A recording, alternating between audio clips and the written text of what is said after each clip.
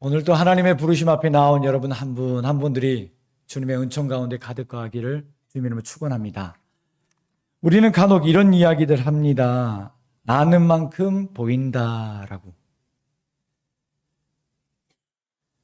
어떤 사람에게는 그 길이 안 보이는데 어떤 사람에게는 그 길이 보인다라는 것이에요.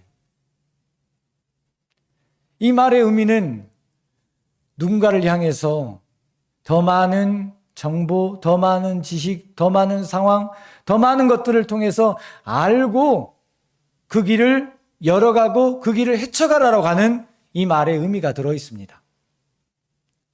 이 말이 이렇게 우리의 표현들 가운데 널리 알려지게 된 것은 명지대 미술사학자라고 있는 미술사학자가 있는데 유홍준 교수님이 썼던 1993년도에 나의 문화유산 답사기라고 하는 이 책을 통해서 사람들에게 이 표현이 널리 알려지게 됐습니다. 이 유홍준 교수님은 한 지방, 한 지역을 선택해서 이 지역 안에 어떤 문화유산이 있고 또 어떤 사람들의 생태와 사람들의 마음과 사람들의 있는 것들을 다 모아가지고 연구하고 공부하면서 그 전에 자기가 가지고 있던 생각들, 자기가 가지고 있던 그 선입관들을 완전히 뒤집어 놓는 일들을 하게 되었습니다. 그러면서 그가 스스로 자기가 이미 알고 있었던 것보다도 더 많은 것을 알게 되고 보이면서 여기 이 지역을 알게 되면서 사람들에게 이 내용들을 자세히 기록하면서 이 책을 쓰기 시작했습니다. 그래서 이 책은 거의 100만 부 이상 팔리게 되었고 이 교수님은 그때 인터뷰를 하면서 이 이야기를 하게 됐습니다. 사람들은 아는 만큼 보이게 된다고.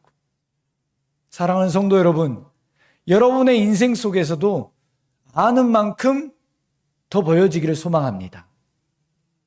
여러분은 어떤 직종에 있습니까? 어떤 삶의 터전에 있으십니까?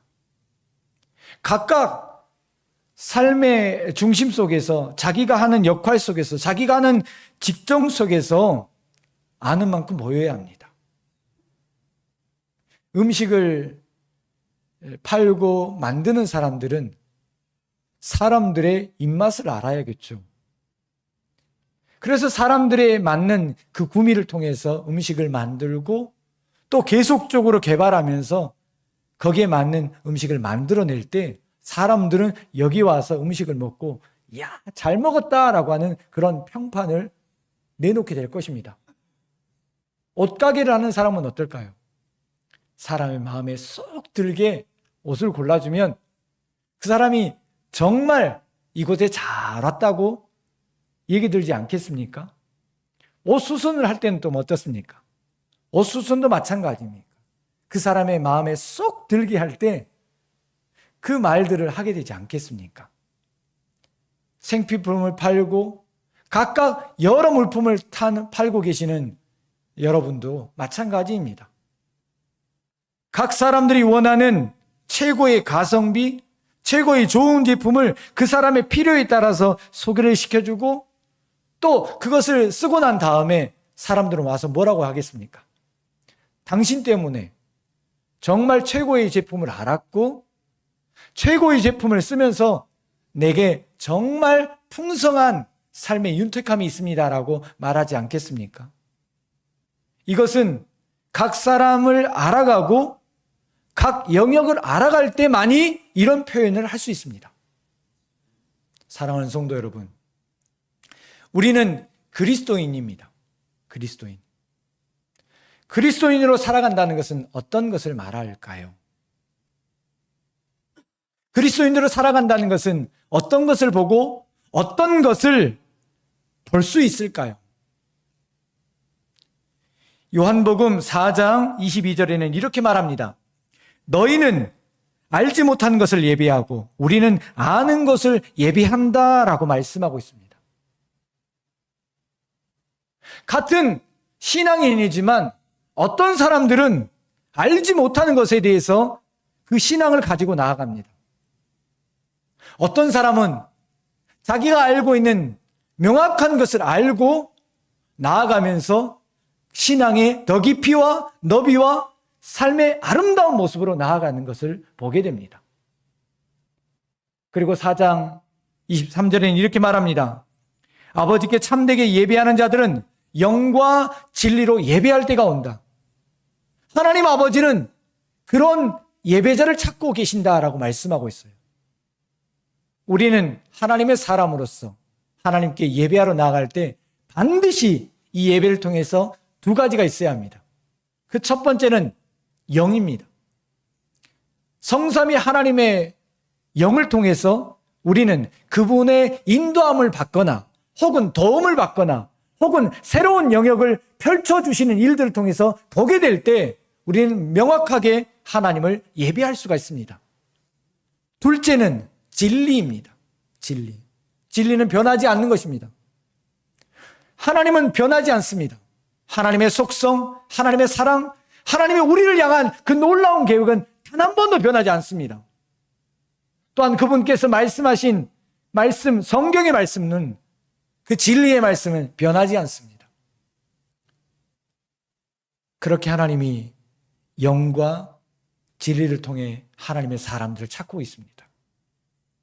우리는 하나님 앞에 나아갈 때 진리의 말씀인 이 하나님의 말씀을 통해 하나님이 어떤 분이시구나를 알게 되고 설명되고 설교되고 해석되면서 우리는 그 하나님을 알게 되죠. 우리는 지식적으로 알 뿐 아니라 사실 더 명확한 것은 이 하나님 진리의 말씀을 통해서 풀어주고 레마의 말씀으로 선포된 일들을 통해서 진리의 성령 하나님께서 나를 더 깊은 곳으로 내가 체험해보지 못한 그 깊은 곳으로 나를 인도해 갈 때 우리는 하나님을 고백할 수 있고 하나님 되심을 높여드릴 수 있는 예배자가 될 수 있습니다. 사랑하는 교회 여러분, 교회 성도 여러분, 하나님의 믿음의 더 넓은 영역을 알아가기를 소망합니다. 그 일들을 통해서 내 하나님이 어떤 것을 나에게 보여주시고 또 어떻게 내 삶 속에서 일하기를 원하시는지 그 사명을 발견하는 우리 모든 하멜영락교회 성도들이 되기를 주님의 이름으로 축원합니다. 여러분, 오늘 말씀은 하나님께서 성령 행정, 사도 행전을 통해서 믿음의 성도들에게 하나님이 어떤 분이신지를 우리에게 가르쳐주고 있습니다. 알려주고 있습니다. 사실 이 본문의 말씀을 여러분 어떻습니까? 본문의 말씀을 읽으면 이것이 사실처럼 여겨집니까? 마치 이 말씀은 동화의 한 장면처럼 여겨지는 것 같습니다. 어찌 잡혀있는 사람이 옥에서 풀려날 수 있겠습니까? 어찌 잡혀있는 사람이 이것을 사람이 다 지키고 있는데 그 자리를 떠날 수 있겠습니까? 이것은 동화 같은 이야기입니다. 그래서 이와 같은 일들을 접할 때 사람들은 동화라고 얘기하고 허구라고 얘기합니다. 그런데 여러분, 이 사도행전은 어떤 기록일까요? 성령을 기록했던 사람들, 믿음의 사람들이 어떤 일들이 있었고 어떤 사건들이 있었고 어떤 역사가 있었는지를 명확하게 기록해 놓은 것이 바로 사도행전, 성령행전, 믿음의 백성들의 역사입니다. 바로 이것을 통해서 믿음의 교회들이 하나님을 알아가는 그 깊이와 너비 가운데 들어가기를 원하는 마음으로 오늘 이 본문을 통해서 우리를 초대하고 있습니다. 사랑하는 성도 여러분, 우리는 믿음의 사람이라고 하지만 사실 믿음의 길을 걸어갈 때에도 사면초가와 같은 그런 낭떠러지와 같은 벽과 같은 것을 만날 때가 있습니다. 그럴 때 우리는 주저앉기도 하고 좌절하기도 하고 신앙 안에 깊은 한숨을 내쉬면서 포기하고 싶은 때가 있습니다. 여러분, 오늘 본문에 나와 있는 베드로라고 하는 예수님의 수제자인 베드로도 지쳤고 또 그는 모든 것을 탈진했으며 신앙의 탈진이 와서 지금 옥에 갇혀서 잠을 자고 있는 상황입니다. 또 그에게는 위기입니다. 뿐만 아니라 이것은 초대교회의 모든 교회의 위기이기도 하죠. 그런데 여러분, 오늘 본문의 상황을 통해서 12장부터 해서 우리는 말씀을 보지 않았지만 12장 끝까지 가보면요, 어떤 역사가 있는지 우리는 긴 흐름을 보아야 합니다.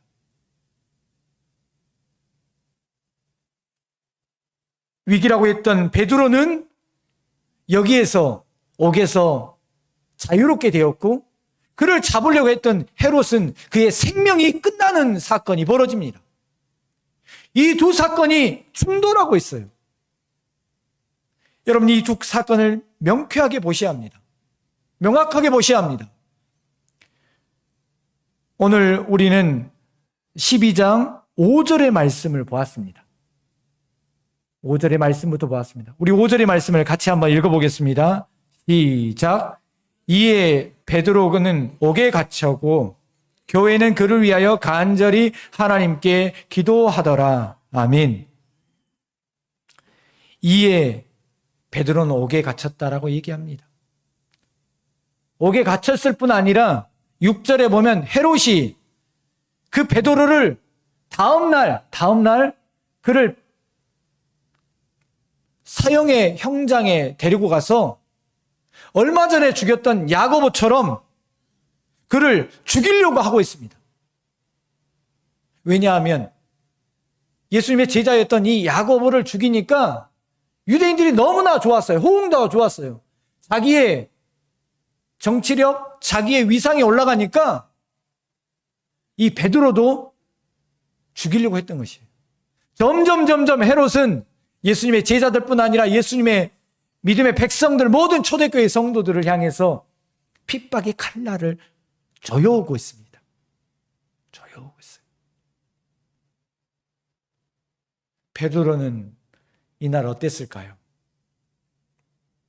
내일이면 그가 죽을지도 모릅니다. 그리고 이 전날에는 심히 맞아서 온몸에 피가 가득했고 걸을 수조차 없을 만큼 피곤해서 탈진한 상태로 지금 있는 상황입니다. 뿐만 아니라 옥에 갇혔는데 16명이나 되는 군병들이 네 조로에서 교대 근무하면서 밀어내면서 그를 지키고 있어요. 도망갈까 봐. 혹은 누가 그를 데리고 갈까 봐 그를 지키고 있는 상황입니다. 그런 상황 속에서 있는 이 베드로는 과연 어땠을까요? 깊은 절망에 빠지지 않았겠습니까? 그리고 아마 이것을 이와 같은 일들을 했던 헤롯은 정말 기세가 등등했을 것입니다. 그런데 여러분, 22절부터 해서 12장 22절부터 해서 24절을 보면 헤롯은 어느 날 다른 곳에 가서 연설을 하면서 자기가 했던 모든 것들을 얘기하면서 이것이 바로 신의 소리다라고 하면서 자신을 높이고 또한 자신의 했던 모든 행적을 얘기하지만 하나님을 높이지 않는 일들을 통해서 하나님은 그의 생명을 그날 저녁에 가져가십니다. 그리고 이와 같은 일들을 통해서 베드로를 다시 한번 자유케 하십니다. 여러분, 우리는 이와 같은 꿈과 같은 동화와 같은 이런 이야기를 들을 때 우리는 이 앞에서 어떤 태도와 어떤 답변과 어떤 응답을 하십니까? 우리는 일반적으로 자연과학과 생명과학 또 이론과 또 증명을 해내야만 하는 이런 사회 속에 살고 있습니다. 그러니 이런 이야기를 들을 때면 사뭇 대답하기가 어렵습니다. 이것이 바로 일반적인 사람들의 모양입니다. 그런데 여러분, 사람들이 알고 있는 영역으로 살아간다면 그 길이 안 보이기도 합니다. 아는 만큼 보인다고 하는 것처럼 믿음의 일들은 우리가 가지고 있는 지식과 우리가 가지고 있는 일반 상식으로는 때로는 안 보일 때가 있습니다. 우리는 그때 어떻게 해야 할까요? 우리가 알지 못하는 영역이 있음을 인정하고 그 영역을 알아가고 배워가고 또 그것을 내가 갖기를 원하는 마음으로 있을 때 우리는 그 영역의 것을 알게 되고 또 그때서야 비로소 나는 그 길을 보이게 됩니다. 그 길을 갈 수 있게 됩니다. 사랑하는 성도 여러분, 여러분의 믿음 안에 이런 역사가 있기를 소망합니다. 믿음 안에. 오늘 초대교회 성도들도 바로 믿음이 연약한 일들 때문에 베드로가 잡혀있는 이 상황을 보면서 각각의 일들을 어떻게 하면 이 어려운 일들을 타개할 것인가 고민했을 것입니다. 성격이 급한 사람들은 감옥을 습격해서 베드로를 꺼내오자라고 말을 했을 것입니다. 왜냐하면 야고보의 그런 리더십의 부재가 그들에게 너무 컸습니다. 만약 베드로마저 잊은다면 초대교회 성도들은 그 지도자를 잃게 되기 때문에 교회가 전속할 수 없다라고 하는 이런 위험 부담 때문에 그런 일들을 준비했을지도 모릅니다. 여러분, 또 어떤 사람들은요, 실리주의를 추구하는 사람들은 여기에 있는 감옥의 간수와 또 감옥에 있는 사람들에게 돈을 많이 주어서 뇌물을 주어서 이 베드로를 빼오자라고 하는 그런 생각과 방법을 했을지도 모릅니다. 또 어떤 사람들은 그것마저도 안 된다라고 생각하면서 모든 것을 포기하는 사람들도 있었을 것입니다. 여러분은 위기를 맞이했을 때 어떤 방법, 어떤 태도를 취하십니까?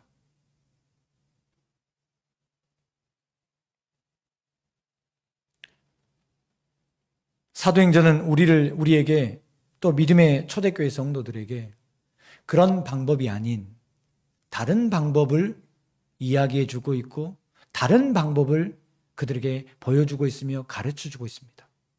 그것은 다름 아닌 기도라고 하는 것입니다. 기도. 베드로가 잡혀있을 때 교회의 성도들은 간절히 하나님께 기도하였더라라고 말씀하고 있어요. 여러분, 왜 사람들이 여기에 이 일들 때문에 기도하러 왔을까요? 기도. 왜 기도하러 왔을까요? 아마도 그들은 그 전에 기도하는 일들을 통해서 성령의 역사를 경험했을 것입니다. 아마도 그들은 기도하는 일들을 통해서 어떤 하나님의 놀라운 역사를 경험했기에 다시 한번 그 기도의 자리로 왔던 것이에요.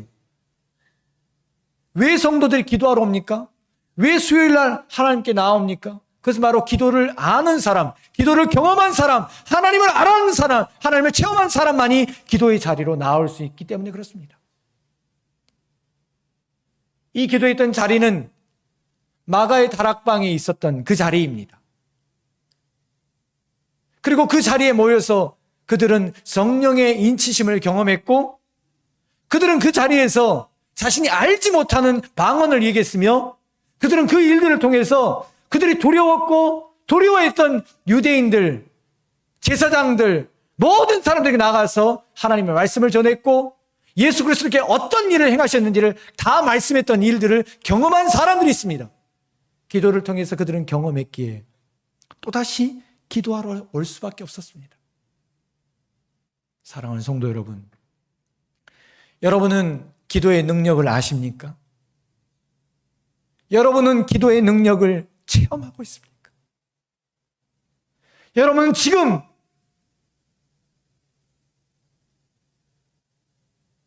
벽과 같은 일을 맞이했을 때 기도하고 계십니까?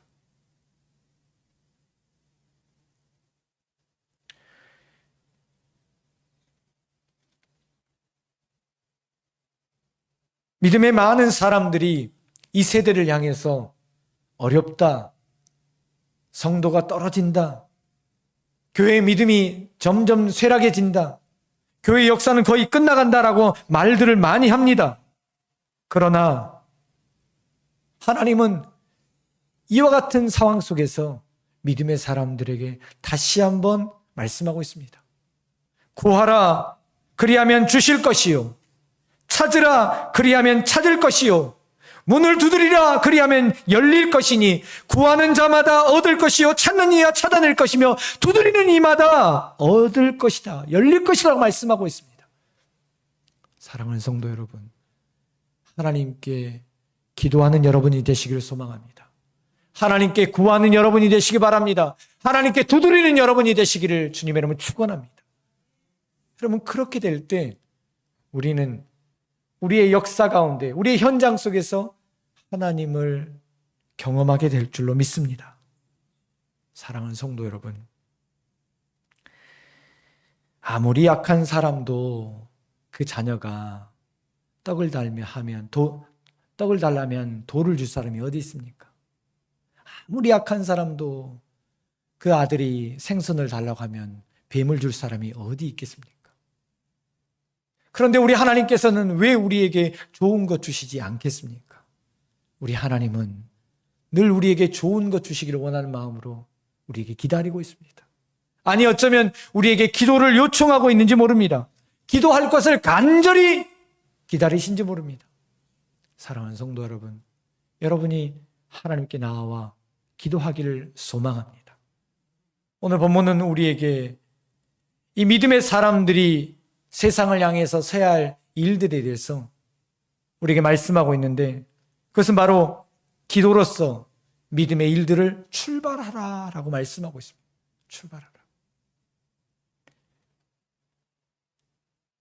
하나님은 야고보서 1장 17절을 통해서 이렇게 말씀하고 있습니다. 온갖 좋은 은사와 온전한 선물이 다 위로부터 빛들의 아버지께로부터 내려오나니 그는 변함이 없으시고 회전하는 그림자도 없으시도다 라고 말씀하고 있습니다. 우리에게 늘 좋은 것을 주시기를 원하시는 그분께서 우리에게 간절히 기다리고 계시는 것을 말씀하고 있습니다. 사랑하는 성도 여러분, 우리가 보아야 할 것이 있다면 이 초대교회 성도들도 어려움을 겪었을 때 기도하러 나아갔다는 것이에요. 오늘을 살아가는 성도 여러분, 하나님을 향해서 다시 한번 기도의 발걸음을 떼시기를 주님의 이름으로 축원합니다. 우리는 오늘 특별히 11절과 12절의 말씀을 더 주의 있게 보셔야 합니다. 우리 같이 한번 11절과 12절의 말씀을 함께 읽도록 하겠습니다. 이에 베드로가 정신이 들어 이르되 내가 이제야 참으로 주께서 그의 천사를 보내어 나를 헤로드의 손과 유대 백성의 모든 기대에서 벗어나게 하신 줄을 알았노라 하여 깨닫고 마가라 하는 요한의 어머니 마리아의 집에 가니 여러 사람이 거기에 모여 기도하고 있더라. 아멘. 이와 같은 역사의 출발은 바로 다름 아닌 기도에부터였습니다. 베드로는 사실 이때 거의 기도하지 못하고 잠자고 있었습니다. 그런데 마가의 다락방에 모여있던 성도들이 베드로를 위해 중보 기도하기 시작했을 때 하나님께서 이와 같은 일들을 하셨다는 것을 시작하셨다는 것을 우리는 성경을 통해 보게 됩니다. 우리는 늘 언제나 나의 영향력 안에서, 나의 힘 안에서, 내가 생각하는 영역 안에서만 늘 기도합니다. 그래서 내가 기도하는 나의 원함, 나의 갈망, 나의 간청만 하나님께 기도하고 거기에 머물 때가 있죠. 그런데 오늘 본문은 어떻게 얘기합니까? 누군가를 위해서 중보기도 할 것을 말씀하고 있습니다. 두세 사람이 모여서 기도할 때 내가 응답하겠다라고 말씀하고 있습니다. 두세 사람이 모여서 기도할 때 내가 그 자리에 임하겠다라고 말씀하고 있습니다. 그것은 무엇입니까? 하나님의 임재가, 하나님의 갈망이, 하나님의 역사가 드러나기를 간절히 소망하는 사람들 가운데 주께서 임재하기를 원하신다고 말씀하고 있습니다.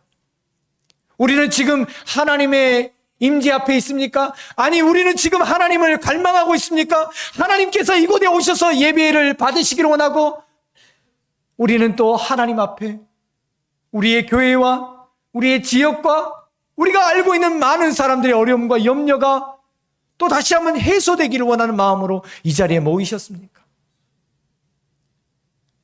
우리의 모임의 태도는 바로 여기에서부터 시작돼야 합니다. 하나님, 이와 같은 모든 상황 가운데 임재하여 주시고, 하나님, 우리가 갈망하는 이곳 가운데 오셔서 하나님의 임마누엘을 보여주시고 임마누엘 하여 주시옵소서라고 하는 그런 갈망이 있을 때 이런 역사가 시작됨을 오늘 본문은 우리에게 말씀해 주고 있습니다. 사랑하는 성도 여러분, 우리는 이 세대를 살아가면서 다시 한번 바깥의 상황을 보지 마시고, 우리가 알고 있는 이성적인 것, 우리가 알고 있는 그것을 내려놓고 다시 한번 하나님 앞에 구해야 합니다. 하나님, 나는 아직도 내가 알지 못하는 영역이 있습니다. 하나님, 나는 아직도 하나님을 더 깊이 알기를 원합니다. 진리의 성령 하나님 말씀하여 주시고, 진리의 성령님 나를 인도하여 주셔서 하나님이 어떤 분이신지를 내게 알려주실 뿐 아니라, 하나님이 베드로와 같은 일들을, 초대교회 성도들에게 나타났던 일들을 그때도 하여 주셨던 것처럼 오늘도 내 삶 가운데 이루어 주시옵소서라고 기도하셔야 합니다. 내 삶 가운데 행하여 주시옵소서라고 우리는 그런 마음으로 이 시간 나아가야 합니다. 사랑하는 성도 여러분, 우리는 때로 아픈 사람이 있습니다.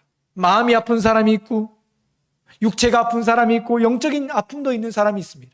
때로는 그 원인과 결과를 알아서 의술로 치료할 수도 있지만, 때로는 그 부분을, 그 밖의 영역이 있습니다. 그럴 때는 반드시 해야 할 것이 있습니다. 그것은 바로 하나님의 역사가 여러분과 여러분의 가정과 이 교회 위에 임할 놀라운 기회입니다. 그 일들을 위해서 하나님은 그 상황을 조성하셨고, 그 일들을 위해서 하나님은 하나님의 역사를 드러내기를 원하고 계십니다. 오늘 여러분 가운데 혹시 육체에 어려움이 되신 분이 있다라면 그 자리에서 마음에 손을 올려주십시오. 혹시 지금 내 마음에 문제가 있는데 의술로도 안 된다고 하는 그런 일들이 있다라면 가슴에 손을 얹으십시오.